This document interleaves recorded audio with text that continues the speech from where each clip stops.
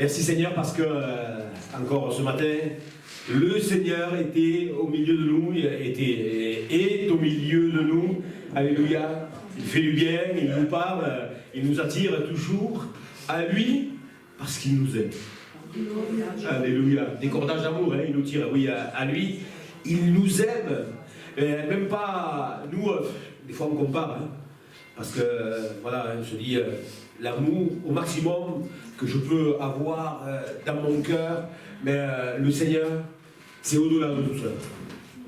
Avant que la terre fût créée, il pensait déjà à moi, à vous, à chacun d'entre nous.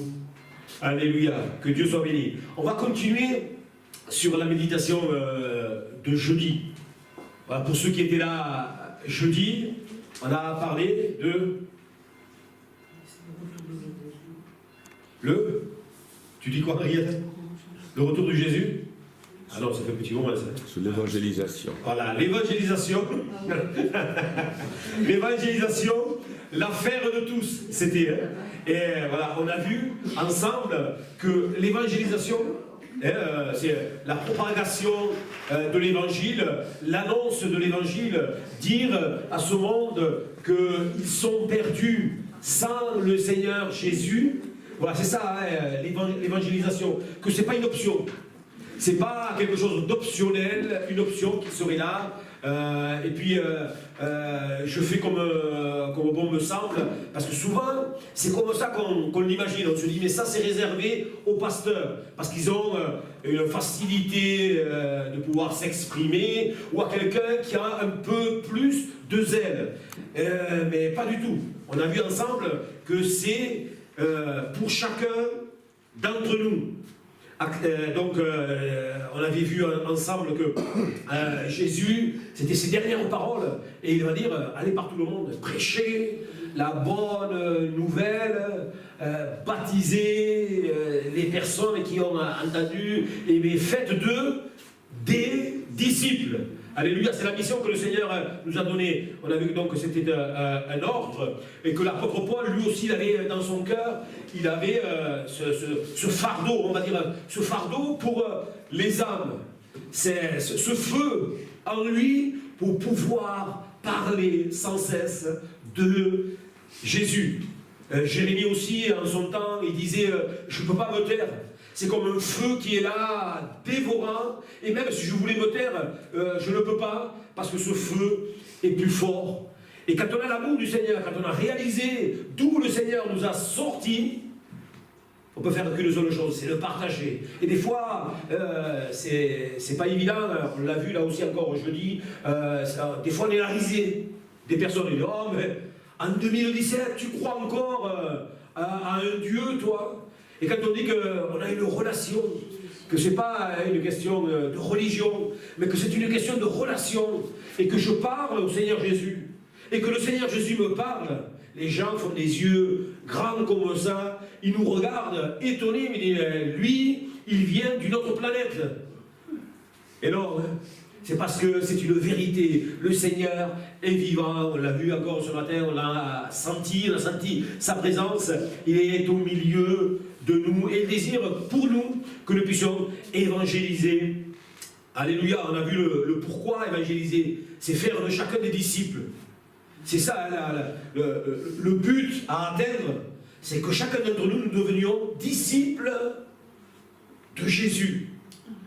Et ça, c'est pas évident à dire. Hein. Souvent, nous, on dit, tu es quoi? Je suis chrétien, je me suis converti au christianisme. Mais de là à dire, je suis disciple, c'est pas évident. Et pourtant, le Seigneur, il dit qu'il veut faire de chacun d'entre nous des disciples. Alors, on a besoin d'être des hommes et des femmes qui deviennent des disciples. Et c'est ce qui va avoir un impact. Le comment? En prêchant. Et là aussi, c'est pas réservé qu'à une élite. Vous pouvez prêcher, vous pouvez annoncer, proclamer la parole, la bonne nouvelle. C'est ça l'évangile. Hein. C'est la bonne nouvelle. C'est dire qu'il y a une bonne nouvelle. Et la bonne nouvelle, c'est que Jésus a donné sa vie à la croix du Calvaire pour que nous puissions plus passer par la mort spirituelle, mais que nous puissions avoir la vie la vie véritable et la vie éternelle. Ça, c'était le comment. Et on a vu aussi comment évangéliser, prêcher, témoigner. Notre témoignage est important. Le Seigneur, il a dit, voilà, maintenant, ce que je fais de vous, c'est que vous êtes la lumière du monde. Il ne dit pas, vous serez un jour.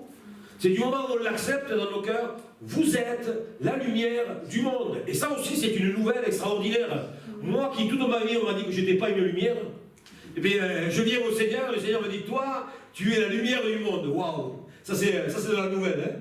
Ça, c'est une bonne nouvelle. On a du mal, des fois, à assimiler ce que le Seigneur, comment le Seigneur nous voit. Nous sommes la lumière du monde. Et la lumière, elle doit rayonner. C'est tellement quelque chose de logique. La lumière, elle doit rayonner. Alors que le Seigneur nous aide pour tout cela. On a vu ensemble que chaque église locale est un chandelier dans la ville. Ici, dans ce lieu, nous sommes, ça doit être l'endroit qui rayonne le plus sur le Dev et sur les villages aux alentours. Et la lumière, elle a ce pouvoir, hein, il y a un pouvoir d'attraction. La lumière, elle attire. Et quand dans une pièce sombre, il y a un petit peu de lumière, où vont aller nos regards? Vers la lumière. Alors chacun d'entre nous, il faut déjà que nous soyons conscients que nous sommes des lumières. Ensemble, l'Église du Seigneur, le message était clair. Et il y avait un dernier point, et je fais le lien entre la prédication de jeudi et celle de ce matin. Le dernier point, c'était évangéliser avec la puissance de Dieu. Très important. Parler du Seigneur avec la puissance de Dieu. La force de l'évangélisation, c'est la manifestation de la puissance de Dieu avec des hommes et des femmes remplis du Saint-Esprit. Et ce matin, j'aimerais partager avec vous la plénitude du Saint-Esprit. La plénitude du Saint-Esprit. Être rempli du Saint-Esprit. Le comment, le pourquoi, on va le voir ensemble. Et on va lire pour cela dans l'évangile de Jean, chapitre 16, encore une fois, chapitre 5. Maintenant, je m'en vais vers celui qui m'a envoyé, et aucun de vous ne me demande où vas-tu. Mais, parce que je vous ai dit ces choses, la tristesse a rempli vos cœurs. Cependant, je vous dis la vérité, il vous est avantageux que je m'en aille. Car si je ne m'en vais pas, le Consolateur ne viendra pas vers vous, mais si je m'en vais, je vous l'enverrai. Et quand il sera venu, il convaincra le monde en ce qui concerne le péché, la justice et le jugement. En ce qui concerne le péché, parce qu'il ne croit pas en moi. La justice, parce que je vais au Père et que vous ne me verrez plus. Le jugement, parce que le prince de ce monde est jugé. J'ai encore beaucoup de choses à vous dire, mais vous ne pouvez pas les porter maintenant. Quand le Consolateur sera venu, l'Esprit de vérité, il nous conduira dans toute la vérité, car il ne parlera pas de lui-même, mais il dira tout ce qu'il aura entendu et vous annoncera les choses à venir. Il me glorifiera parce qu'il prendra de ce qui est à moi et vous l'annoncera. Tout ce que le Père a est à moi. C'est pourquoi j'ai dit qu'il prend de ce qui est à moi et qu'il vous l'annoncera. Encore un peu de temps, et vous ne me verrez plus. Et puis encore un peu de temps, et vous ne me verrez plus, parce que je vais au Père. Vous me verrez. Et vous me verrez, pardon. Parce que je vais au Père. Alléluia. Gloire à Dieu. Alors ici, pour situer un peu le contexte, le contexte, on est, au départ du Seigneur Jésus, le Fils de Dieu, partout où il allait, il faisait du bien, avec tous les miracles qu'il avait accomplis pendant une période un peu plus de 3 ans. Le Seigneur, il va faire des miracles. Hein. On se souvient qu'il a opéré un miracle avec Bartimée, avec Zachée, avec toutes ces personnes qu'il a rencontrées. Nicodème, il faut que tu naisses de nouveau. Toutes ces choses qu'il a accomplies. Le Seigneur, là, il va finir sa mission. Et il va rejoindre le Père. Et donc, pendant qu'il va rejoindre le Père, il va dire des choses importantes aux disciples. Il va leur laisser quelque chose d'important. Mais dans le cœur des disciples, il y a une certaine tristesse. Il y a aussi une certaine tristesse de la part du Seigneur, mais la tristesse des disciples, parce que Jésus annonce son départ. Et peut-être qu'eux, dans leur tête, ils s'étaient dit, c'est super, on va suivre Jésus, et puis Jésus, il sera tout le temps avec nous, et ils ne savaient pas que ça allait s'arrêter à la croix du Calvaire. Parce que, quand on le sait, hein, quand il y a eu la crucifixion, ils sont partis, chacun effrayé, ils sont partis, et là Jésus, il annonce son départ, et il y a une certaine incompréhension de la part des disciples. Ils ne comprennent pas trop pourquoi, du comment. Alors, ce qu'il faut savoir, c'est que par rapport au Saint-Esprit, il y a une parole qui, moi, me touche au fond de mon cœur, c'est de savoir que quand Jésus il dit « Il vous est avantageux que je m'en aille ». Humainement, on pourrait dire « Mais non, Seigneur, il faudrait que tu restes là encore et toujours avec nous ». Mais ça, ça serait peut-être une pensée peut-être égoïste. C'est garder Jésus pour soi. Mais le Seigneur, il avait un autre plan. Il avait un autre projet pour les disciples, pour les chrétiens de Jérusalem, pour le pays d'Israël, jusqu'à ce que la bonne nouvelle, elle arrive ici, parmi nous, à l'Odève. Alléluia. Il voulait nous envoyer le Saint-Esprit. Alors pourquoi l'envoi du Saint-Esprit? Parce que le Saint-Esprit, il nous donne évidemment l'assurance, il nous donne et nous encourage. On sait que avant sa mort à la croix, on sait que les disciples, c'était des hommes faibles. C'était des hommes faibles, on va le voir, quand il va y avoir la crucifixion, ils vont tous partir, et souvent le Seigneur il va même peut-être, pas peut-être, mais il va souvent les reprendre en leur disant, mais vous avez peu de foi, vous n'êtes pas puissant, je ne vais pas rester tout le temps avec vous, comme une certaine remontrance.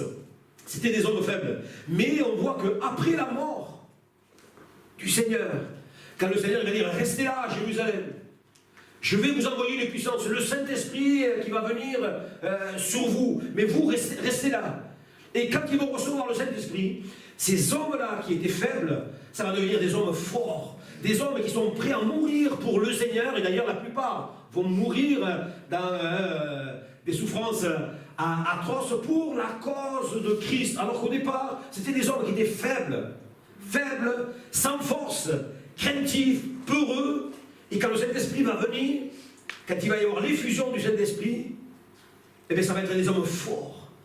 Jusqu'à prendre un bateau, pour nous c'est un peu plus facile de voyager en ce moment. Hein.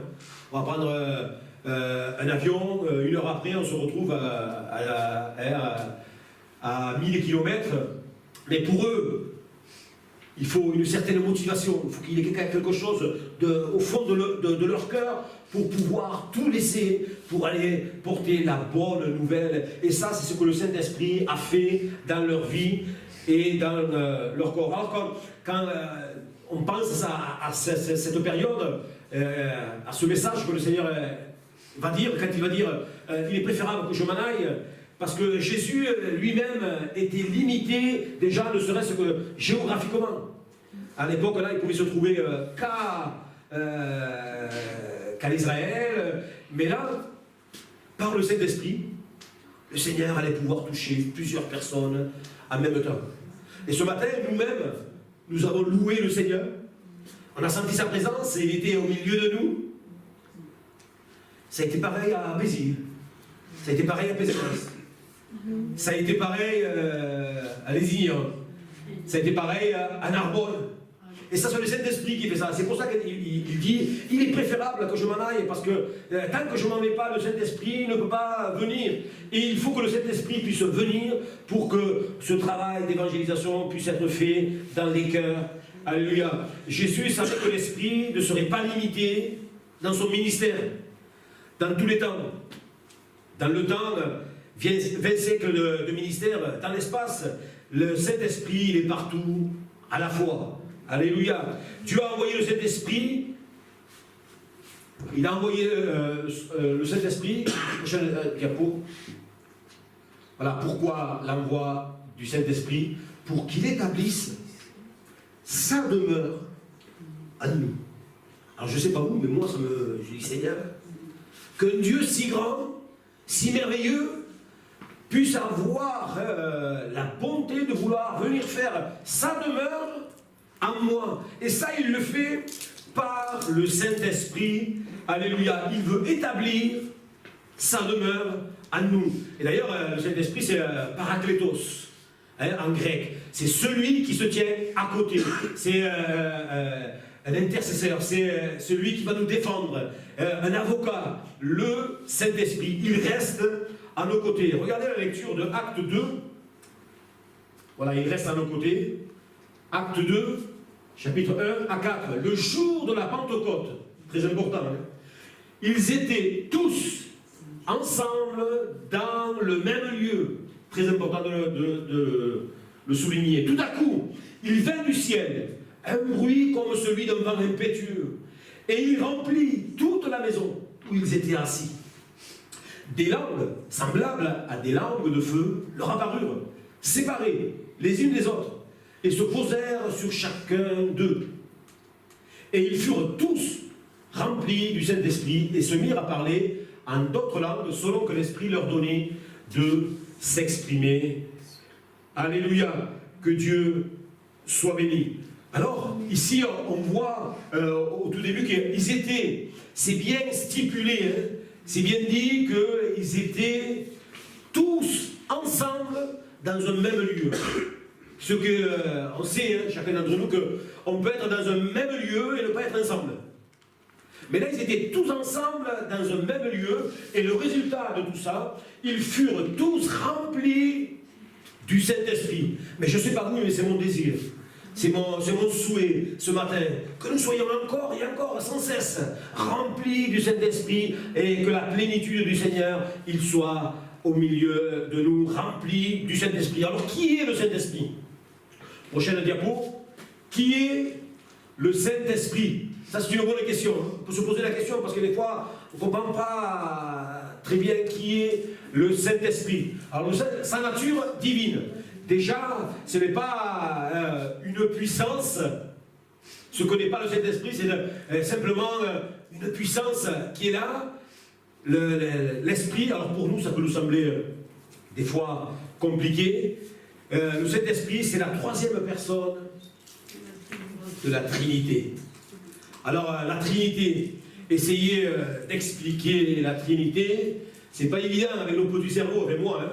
Avec mon petit cerveau, expliquer la Trinité, mais la seule chose, c'est de croire que le Seigneur est trois, en trois, voilà, c'est un peu compliqué, mais c'est une vérité. La définition de la Trinité, Père, Fils, Esprit, sont trois personnes distinctes dans une même nature divine. Trois volontés distinctes, mais unies et travaillant ensemble. Le Saint-Esprit possède toutes les caractéristiques divines. Le Saint-Esprit, les caractéristiques divines du Saint-Esprit. Tout d'abord, l'omniprésence. Il est en tout lieu. Je l'ai dit tantôt, le psaume 139, verset 7.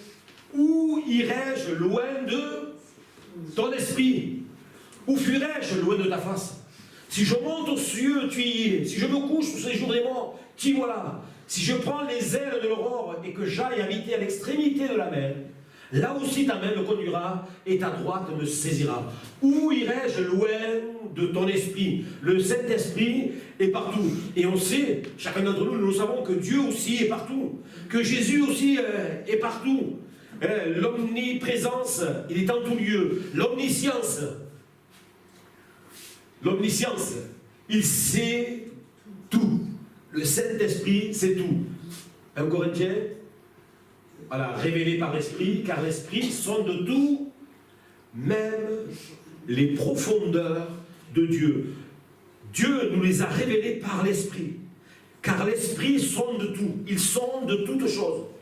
Même les profondeurs de Dieu, il sait tout.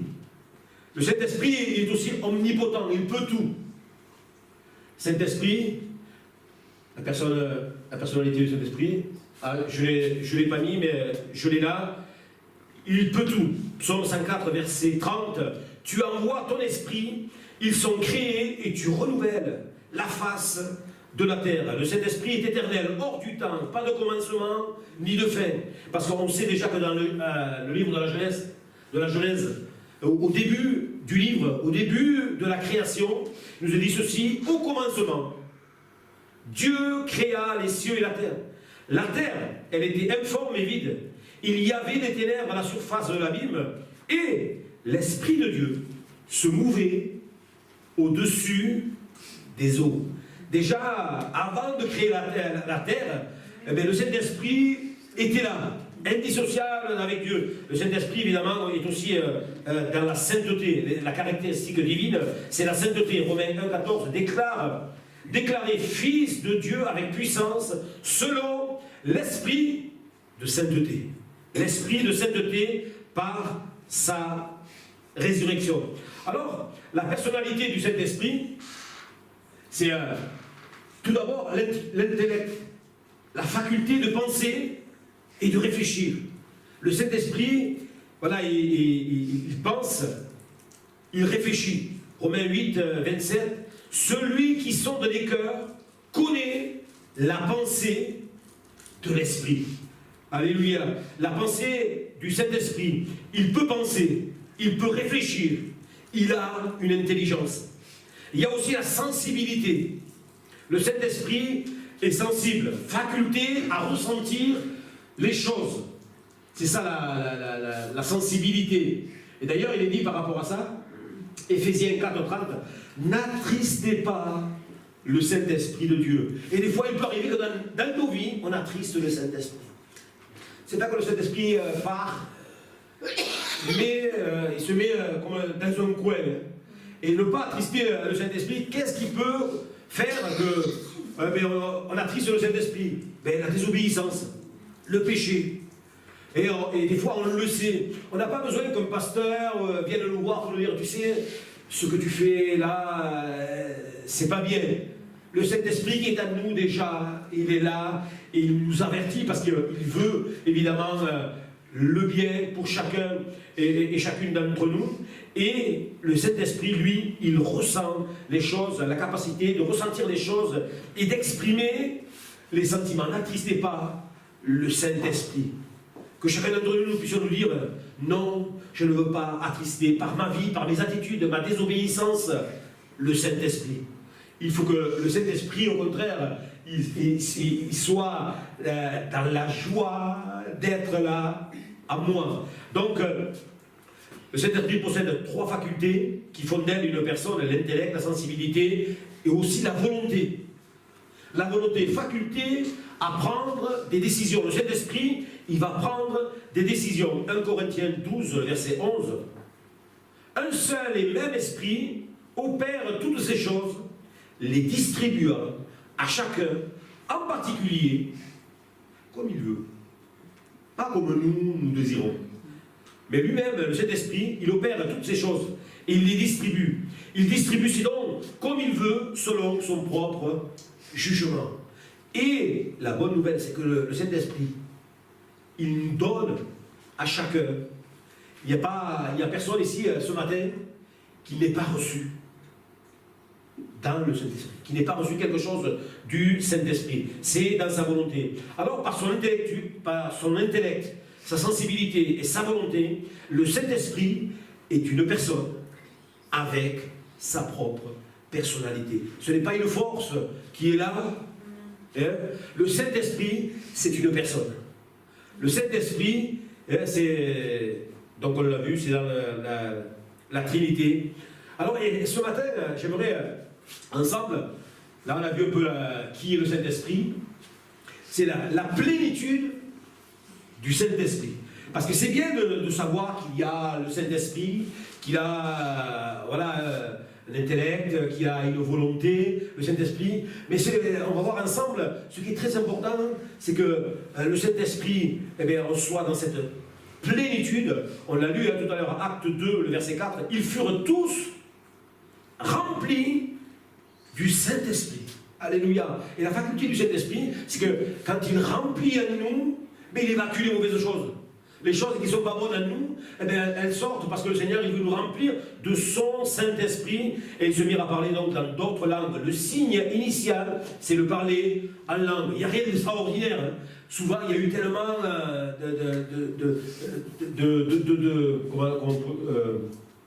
de dissensions par rapport au parler en langue, par rapport au Saint-Esprit, alors que c'est tout simplement, on dit des paroles, des louanges au Seigneur, et puis on va voir un peu plus loin l'importance d'être dans cette plénitude du Saint-Esprit.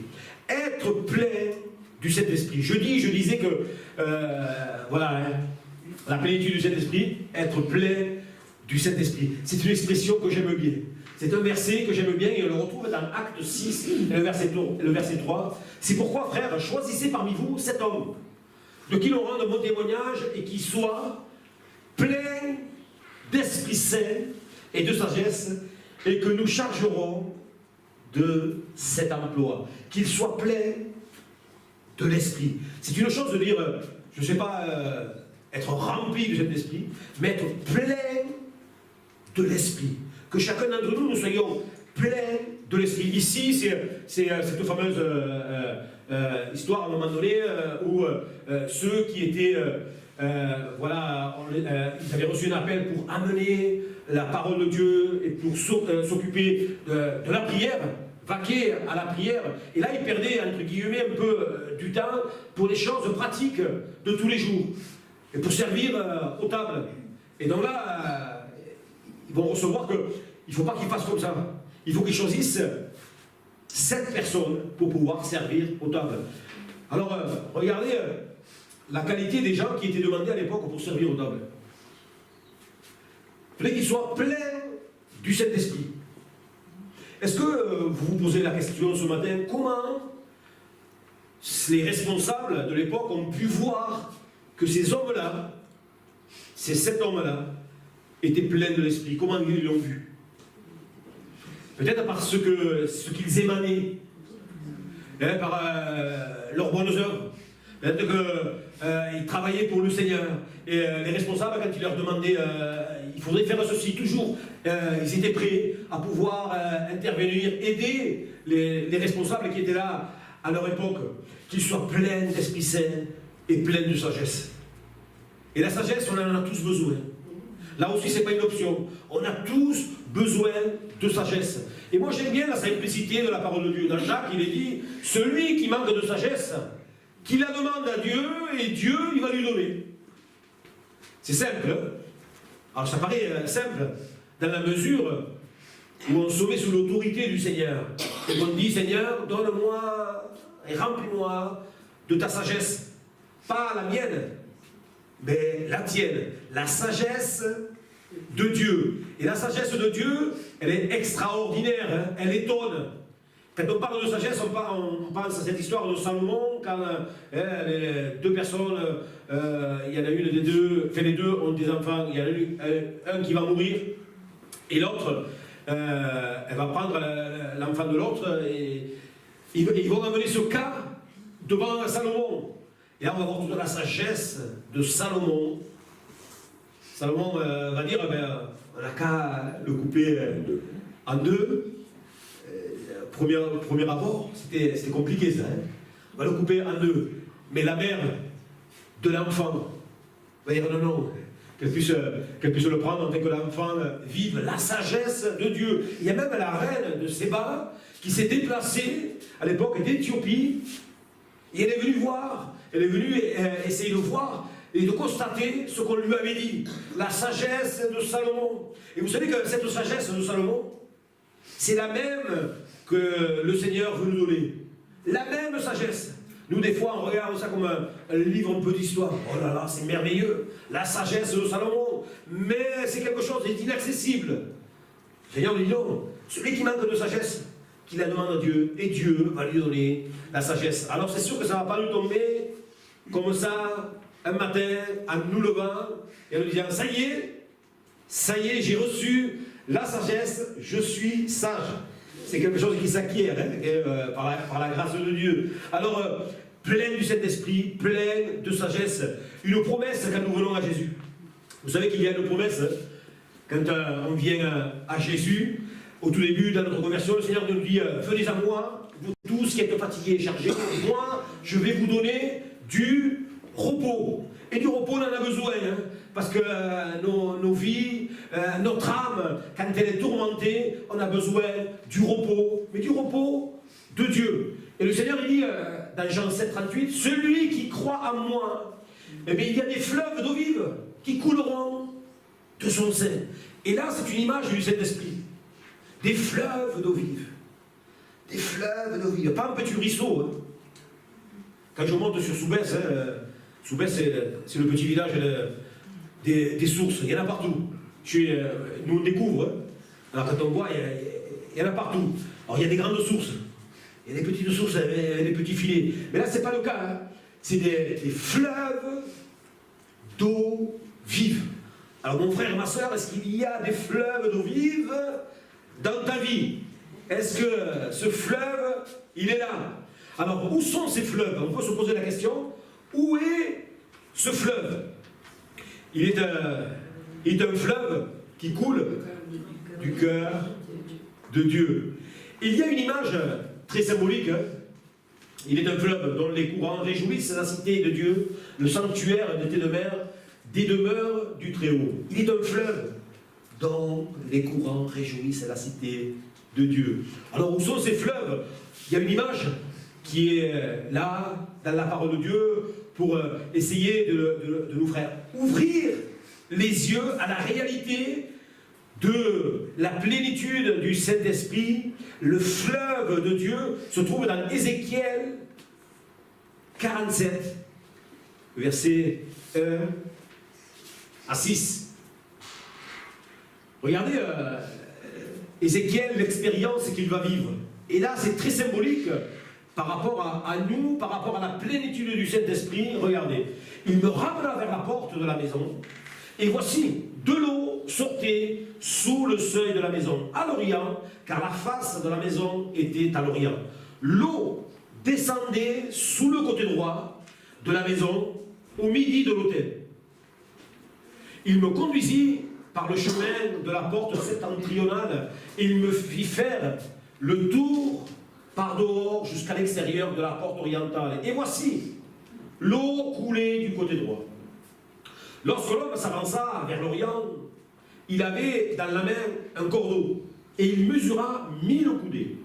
Il me fit traverser l'eau, et j'avais de l'eau jusqu'aux chevilles. Il mesura encore 1000 coudées, et il me fit traverser l'eau, et j'avais de l'eau jusqu'aux genoux.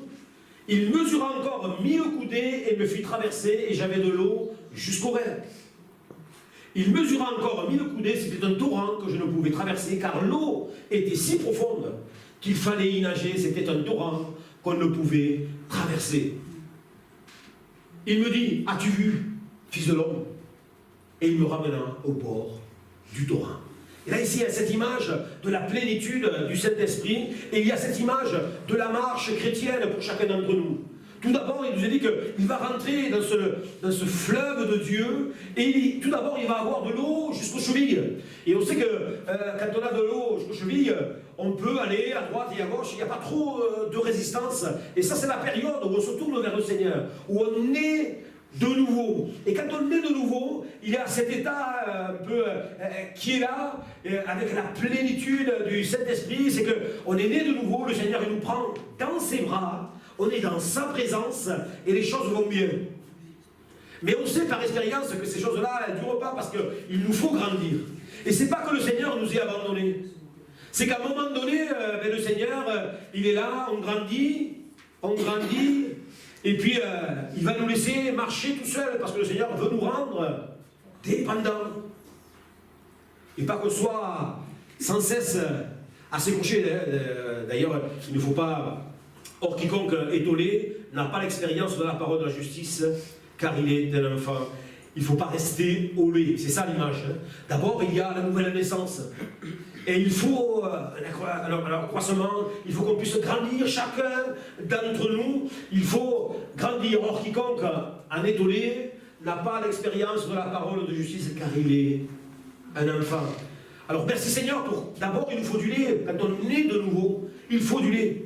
Et le lait, vous savez ce que c'est? Le lait, c'est car Dieu a tant aimé le monde qu'il a donné son Fils unique, afin que quiconque croit en lui ne périsse point, mais qu'il ait la vie éternelle. Et c'est ça le lait. C'est de comprendre et de réaliser que Dieu a de l'amour pour moi, de l'amour pour chacun et chacune d'entre nous. Alors ensuite, il va avoir une vision de l'eau jusqu'aux chevilles, de l'eau jusqu'aux genoux. Et ça représente, on a commencé à grandir, et quand on a de l'eau jusqu'aux genoux, là, quand on commence à avancer, c'est un peu plus dur. C'est un peu plus compliqué d'avancer avec de l'eau jusqu'aux genoux. Et là, c'est un peu, quand on rentre, on est passé donc par la nouvelle naissance, on est né de nouveau, et là, c'est la période un peu d'adolescence. Et ça arrive, hein, souvent. Même dans notre marche chrétienne, à un moment donné, on est un peu foufou, c'est ça un peu la période d'adolescence, un peu de désobéissance. Et non, mais moi, je pense que la Bible dit ceci, cela, mais moi, je pense que c'est la période un peu d'adolescence. C'est un peu la période un peu de rébellion. On connaît tous cette période déjà, pour certains, pour l'avoir expérimenté. Moi, pour mes parents, ça a été un drame. Hein.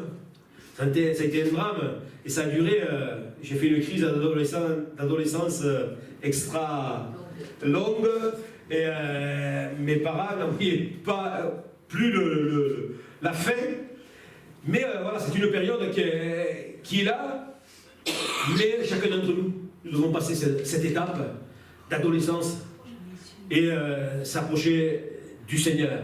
Et ensuite, il y a cette image. Il va s'avancer, il va avoir de l'eau jusqu'au rein. Alors là, c'est encore un peu plus dur. Jusqu'au genou, jusqu'au rein.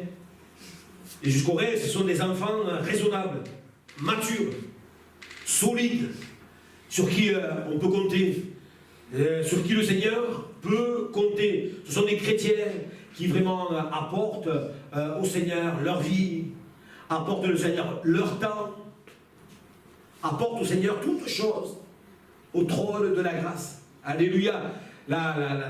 Ici, quand on voit que l'eau est au niveau des reins, les reins parlent de quelque chose de central, au milieu, c'est le milieu du corps. Et il faut que cette eau soit aussi centrale au milieu de nous. Alléluia. Et ensuite, ça ne va pas s'arrêter là. Il y a dans ce fameux torrent, un torrent qu'on ne pouvait traverser. Et ça, c'est ça les fusions du Saint-Esprit.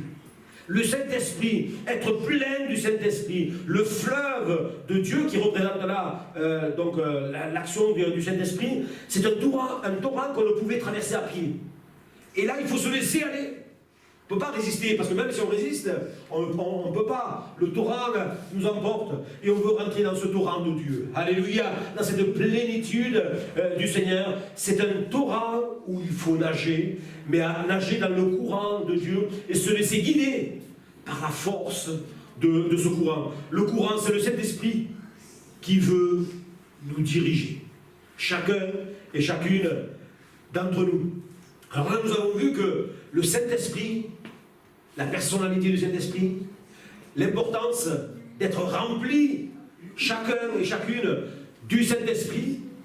Mais comment, une fois qu'on a le Saint-Esprit en nous, comment le garder? Et merci Seigneur, parce que le Seigneur ne nous laisse pas sans information. Je n'ai pas eu le temps de le mettre ce matin sur le PowerPoint, mais on le trouve dans la parole de Dieu. Comment garder le Saint-Esprit? Ça se trouve dans Éphésiens chapitre 5, verset 18, où il est dit « Ne vous enivrez pas de vin, c'est de la débauche. Soyez au contraire remplis du Saint-Esprit. » Là, c'est une exhortation, un commandement. Voilà. Ici, ce que représente cette parole de « Ne vous enivrez pas de vin », ça n'a rien à voir avec le vin. C'est une image. Parce que d'ailleurs, c'est l'apôtre Paul qui parle, hein. Un peu plus tard, il va dire à Timothée, bois un peu de vin pour tes indispositions passagères qui sont là. Il était malade et à l'époque, on se soignait par le vin. Donc le problème ici, ce n'est pas le vin. L'apôtre Paul, ce qu'il veut, il veut mettre l'accent, ce n'est pas boire un peu de vin, hein, ça ne nous fera pas de mal. Le souci, c'est quand on oublie le peu. Voilà, quand on oublie le peu, c'est là où il y a un souci. Mais boire un peu de vin, c'est quelque chose même qui peut nous faire du bien. Ici, le vin représente tout ce qui a trait au monde. L'attraction du monde, la joie qu'apporte ce monde. Si on s'attache à ces choses-là, il nous est dit que c'est de la débauche. Et on sait qu'aucun débauché ne pourra rentrer dans le royaume de Dieu. Personne. Pas de débauche. Et pas de débauché dans le royaume de Dieu. C'est pourquoi, ne soyez pas inconsidérés, ne vous enivrez pas de vin, c'est de la débauche. Mais il dit, soyez au contraire l'opposé de cela, remplis du Saint-Esprit. Et là, quand on prend le mot, on en discutait aussi jeudi, quand on prend le mot, l'étymologie du mot, là, ce qui veut dire, l'apôtre Paul, il veut dire, soyez continuellement remplis du Saint-Esprit. Continuellement remplis du Saint-Esprit, c'est là où le Seigneur nous attend. Parce que ce n'est pas continuellement rempli du Saint-Esprit, qu'est-ce qu'on va faire? On va dessécher. Nous, on est comme ça souvent, on essaye de garder quelques réserves, mais ça ne marche pas avec le Seigneur. Le Seigneur, il nous dit, voilà, soyez continuellement remplis du Saint-Esprit. Mais alors comment on peut faire? Ben, tout simplement, le verset suivant. Le verset suivant nous dit, entretenez-vous par des psaumes, par des hymnes et par des cantiques spirituels. C'est Éphésiens 5, 19. Chantant et célébrant de tout votre cœur les louanges du Seigneur. Rendez continuellement grâce pour toutes choses à Dieu, le Père, au nom de notre Seigneur Jésus-Christ. Alléluia. Là, il dit clairement, si vous voulez être continuellement rempli du Saint-Esprit, il faut entretenir. Comme un jardin, comme un véhicule, ça ne nous arriverait pas à l'idée, des fois, certains ça arrive, hein, de ne pas entretenir les véhicules, de ne jamais lever le capot. Bon, moi j'ai des difficultés, heureusement qu'il y a un Riyad qui me dit tu as vérifié l'huile, tu as vérifié l'eau, l'entretien, hein, entretenir. Et nous-mêmes, on veut entretenir nos vies. Pour être rempli du Saint-Esprit, il faut entretenir nos vies. Ça, c'est un fait qui est indéniable. Parce que sinon, on va dessécher. Mais à s'entretenir par quoi? Là, il est dit par des psaumes. Mais ce qu'il veut dire, c'est par la parole de Dieu. Quand on lit la parole de Dieu, notre âme connecte avec le Seigneur et notre âme, elle puise des forces. Et là, on est continuellement rempli du Saint-Esprit. Alléluia, par des psaumes, par des hymnes, par des cantiques spirituels. Nous-mêmes, on peut avoir notre culte personnel, chanter les cantiques au Seigneur. Et vous savez, là où on va puiser nos forces, où on va être continuellement plein du Saint-Esprit, c'est quand on va dire « Seigneur, tu es bon. Seigneur, tu es merveilleux. Seigneur, tu es puissant. » Et quand on dit ces choses-là, on est en train de louer le grand Dieu de l'univers. Et donc notre âme, elle prend des forces et elle est continuellement remplie. Chantant et célébrant de tous vos cœurs les louanges du Seigneur. Ça n'a rien à voir si on chante faux. Si on chante faux, c'est pas le propos là. C'est une disposition de cœur. Chantant et célébrant de tout votre cœur les louanges du Seigneur. Alléluia. Alors chantant, chacun d'entre nous, on s'est chanté, hein, déjà sous la douche. Régulièrement on fait ça, hein, on chantonne. Voilà. Puis célébrer. Nous-mêmes, en tant que bons Français, on sait que ça se passe à l'intérieur souvent. On a un peu de mal avec ça. À s'extérioriser. Pour pouvoir dire Seigneur, tu es bon, tu es grand, tu es merveilleux. Nos frères africains ont plus de facilité à ce niveau-là. Alors nos frères et sœurs africains, voilà, alléluia, amener cette joie, cette spontanéité, alléluia, et de pouvoir louer Dieu, alléluia, de tout notre cœur, chantant et louant et célébrant le Seigneur. On sait que célébrer, regardez quand un joueur de foot, de rugby, bon, rugby un peu moins, quand il marque un but, c'est quoi célébrer? Célébrer, cela dans la joie, alléluia. Et nous, ça va se passer un peu à l'intérieur, mais c'est pour Dieu. Dieu voit au fond de mon cœur, oui, il voit au fond de mon cœur. Mais vous savez que quand on loue le Seigneur, enfin, je ne sais pas vous, mais moi, quand je vois que je suis là, et que je vois quelqu'un qui est là, dans la présence de Dieu, eh bien, ça m'encourage. Ça fortifie ma foi, ça me donne de la langue, parce que moi je me dis alléluia, merci pour mon frère, merci pour ma soeur, parce qu'il est là dans la louange, et il reçoit du Seigneur, et ça l'encourage. Alors, comment faire? Et il faut qu'on s'entretienne par toutes ces choses, et là, on va être dans la plénitude du Saint-Esprit. Et pour résumer les propos, en fait, on sait que chacun d'entre nous, il y a cette dualité, hein, le combat qui est là entre la chair et l'être régénéré. Comment faire pour que l'être régénéré puisse être constamment en bonne santé par rapport à ces deux natures qui sont là en nous? Eh bien, il faut affamer l'un et nourrir l'autre. Et nous, souvent, ce qu'on fait, on va nourrir la chair, mais on sait que la chair, c'est une inimitié avec Dieu. Par contre, si on procède différemment, si on alimente l'homme régénéré, celui qui a une connexion avec le Seigneur, il va être rempli du Saint-Esprit, alléluia, on va s'entretenir et on va être en bonne santé, alléluia. Alors vous savez que chez nous, quand régulièrement, Henriette Dambayer, elle faisait sa cuisine, hop, la louange. J'étais en haut, on se lève le matin, la louange pour remercier le Seigneur. Alors ce n'est pas un devoir. Et on ne fait pas ça par devoir, parce que le Seigneur, sinon il nous attend avec un bâton et dit alors tu ne m'as pas loué aujourd'hui. C'est pas ça, loin de là. Au contraire. Mais c'est une aspiration. Seigneur, je veux être dans ta présence ce matin, pouvoir te louer. Et là, ça fait de moi, d'Henriette, et puis c'est pour chacun d'entre nous, mais ça fait des hommes, des femmes, remplis du Saint-Esprit, pleins du Saint-Esprit. Et là, on va accomplir notre mission, c'est-à-dire que des fois, même sans parler, il y a tellement l'Esprit de Dieu en nous, que des personnes vont être attirées. Ils vont vouloir dire, mais ce que tu as, je le veux. Et chacun d'entre nous est responsable par rapport à ça. Donc c'est pour ça que c'était un complément par rapport à l'enseignement de jeudi soir. L'évangélisation, c'est l'affaire de tous, mais pas n'importe comment. En étant rempli du Saint-Esprit. Et moi je crois, de tout mon cœur, c'est dans la mesure, chacun d'entre nous, dans notre marche personnelle avec le Seigneur, on est rempli, on est plein du Saint-Esprit, le Seigneur va faire des choses étonnantes avec nous. Alléluia. On est une petite vingtaine ce matin. Merci Seigneur.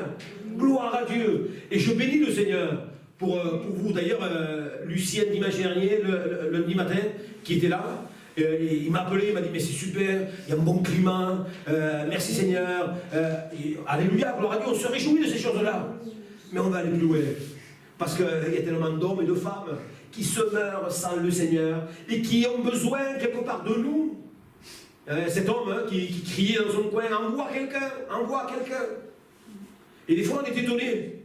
Les hommes et les femmes qui cherchent le secours.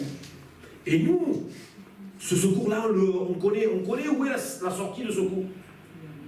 Alors, on veut le faire en étant rempli du Saint-Esprit. Laissons-nous remplir du Saint-Esprit. Soyons pleins du Saint-Esprit. Et le Seigneur va nous étonner. Que Dieu soit béni. Amen. Alléluia.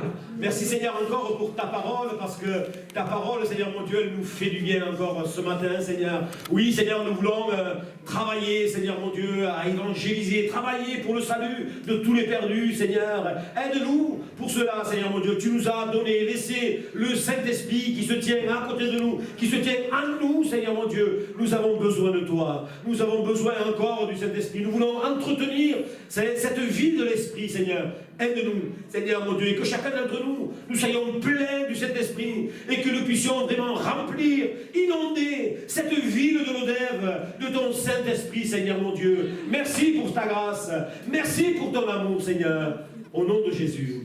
Amen. Alléluia.